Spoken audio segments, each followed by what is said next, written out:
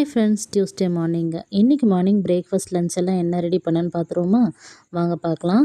காலையில் பிரேக்ஃபாஸ்ட்டுக்கு வந்து பார்த்திங்கன்னா, சப்பாத்தி மாவு கொஞ்சம் நேற்று பிசைஞ்சு வச்சதே இருந்ததுங்க. அதை ஃப்ரிட்ஜில் வச்சுருந்தேன். அதனால் சப்பாத்தி மாவு இருக்குது. ஒரு 2 சப்பாத்தி வந்து எல்லாருக்குமே வந்துடும். அதோட 2 பொரியல் பண்ணலான்னு ரெடி பண்ணிகிட்ருக்கேன். ஒரு பக்கம் கேரட் பொரியல் பண்ணிவிட்டு, இன்னொரு பக்கம் வந்து பார்த்திங்கன்னா வெண்டைக்காய் டீப் ஃப்ரை பண்ணியிருந்தேங்க.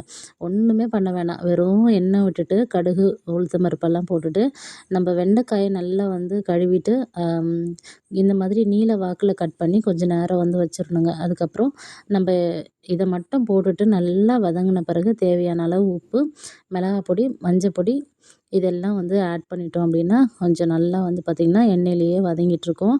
லாஸ்ட்டாக வந்து பார்த்திங்கன்னா அந்த காரம், உப்பு இதெல்லாம் நல்லா வந்து பார்த்திங்கன்னா அந்த வெண்டைக்காயில் இறங்கி ரொம்ப சூப்பராக இருக்குங்க.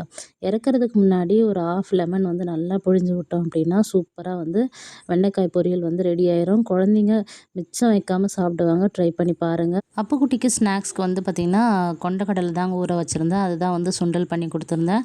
சுண்டல் எப்போவுமே தாளிக்கவே மாட்டேன். அப்படியே வேக வச்சு வந்து பார்த்திங்கன்னா தண்ணி எடுத்து கொடுத்து விட்ருவேன். இந்த ஹேண்ட்பேக் வந்து மீஷோவில் வாங்கியிருந்தேன். ரொம்பவே சூப்பராக இருக்குங்க. எப்படி இருக்குன்னு கமெண்ட் பண்ணுங்கள். அடுத்த வீடியோவில் பார்க்கலாம்.